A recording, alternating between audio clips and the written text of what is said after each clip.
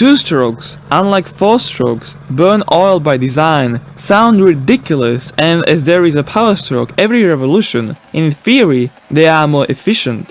When you compare it to a four-stroke engine, you will find out that it can actually make the same, if not more power at significantly lower RPM.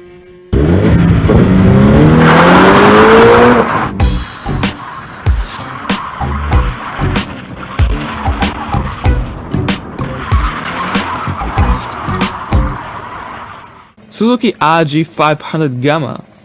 Inspired by the Grand Prix versions, the RG500 uses a unique square-shaped engine, incorporating two crankshafts. It was risky with such a new design, but eventually in the 70s it was very successful. The race spec bike had around 101 horsepower at 11,200 RPM.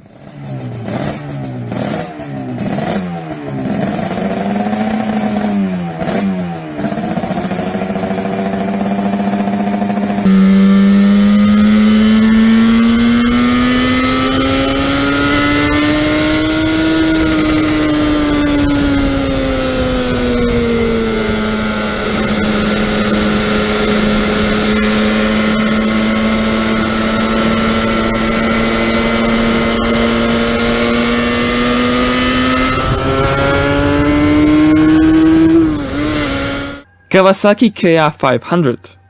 Kawasaki has also used the square engine layout in the KR500 racing motorcycle, but it was a lot more powerful than the Suzuki, with an output of 120 horsepower and even lower weight in wet state, although there was no significant success with it. Its brother, the KR750, had the same power level.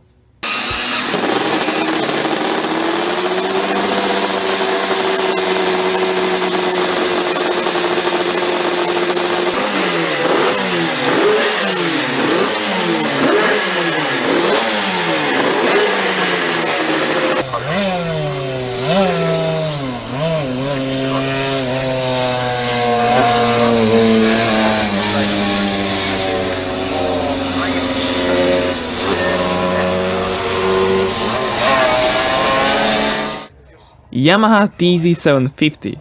The TZ750 was supposedly meant for the F7050 racing series starting in 1973. The bike was launched with a power of 90 horsepower, and over time in 1976 it climbed up to 140 horsepower using the same displacement. Its top speed exceeded 180 miles per hour.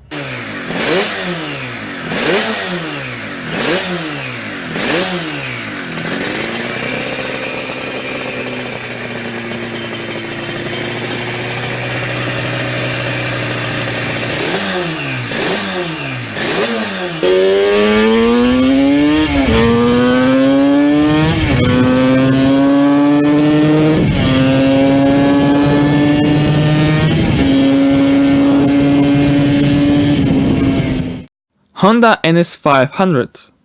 Honda's dedication as a racing motorcycle builder was accompanied by the courage to try something different. With their unsuccessful project of oval cylinders in the NR500, it was succeeded by a two-stroke V3 engine. They didn't really like two-stroke, despite which the rider was able to win the 500cc World Championship.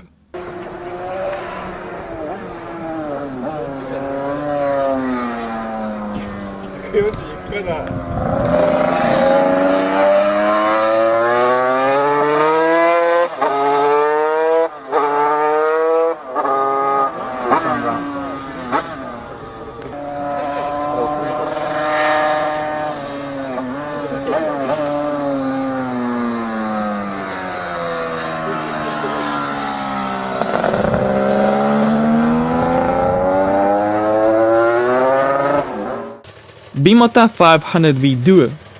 The 500V Duo was quite an innovative bike during its introduction. It was the first two-stroke bike engine fitted with electronic direct injection, although it provided respectable power output. Moreover, even 135 horsepower in the Evoluzione version. The engine was full of flaws, and eventually they slapped carburetors on it instead.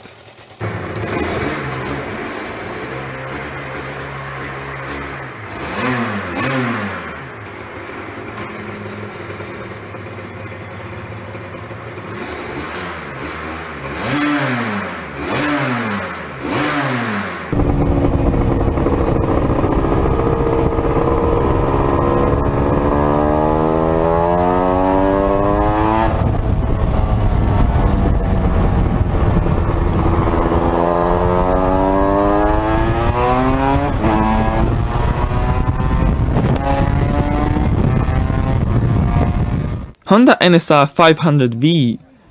As one of the few Honda race bikes to be sold to customers, the NSR 500V was developed and raced alongside the V4-powered NSR 500. The V4 was more powerful, but the lighter and more agile V2 could carry higher corner speeds unless it lost momentum. Nevertheless, the NSR 500V was capable of quite a big power for a 500.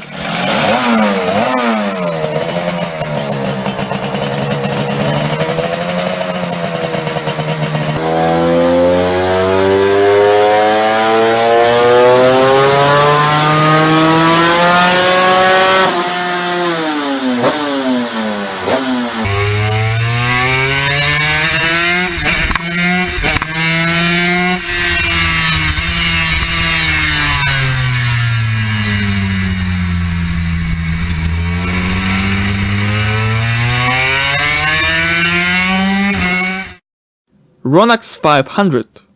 The Ronax 500 is a new bike from Dresden, Germany. The two-strokes are a rather dying species, but this manufacturer is keeping them alive.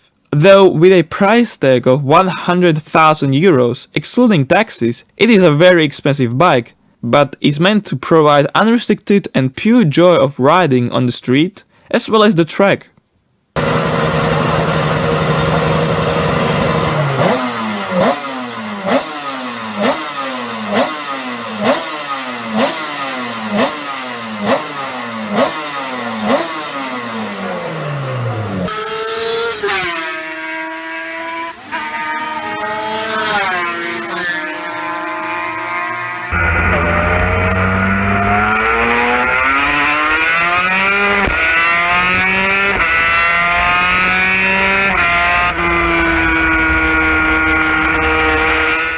Yamaha YZR500. It is obvious that the YZR500 was a long-lived racing motorcycle. The story started with an inline-4 engine, but they quickly introduced the V4 engine. The engine output grew from the initial 80 up to 180 horsepower, while peak revs only ranged from 10 to 12 grand, unlike 4-strokes, which needed much more revs.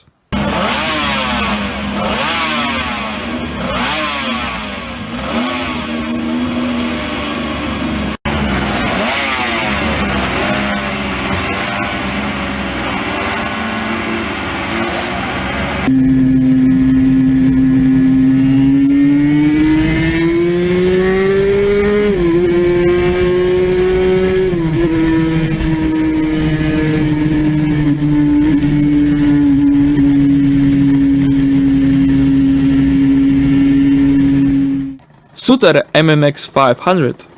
The Suter 500 is a similar project to the Ronax, only a little more extreme. It is lighter, more powerful, the bodywork and fuel tank are made from carbon fiber, and the V4 engine uses double counter-rotating crankshafts.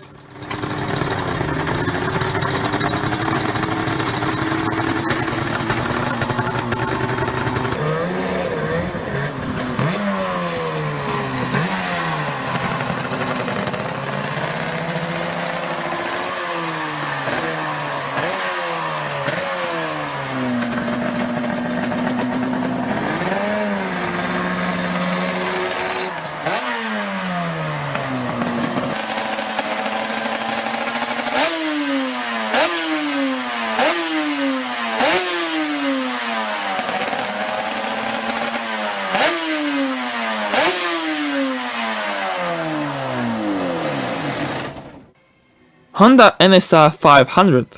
Boosting the power up to 200 horsepower from 1990, the Honda NSR 500 rightfully belongs to the top place of this list. Unlike its rivals, the Honda had a single crankshaft, allowing for lowered weight.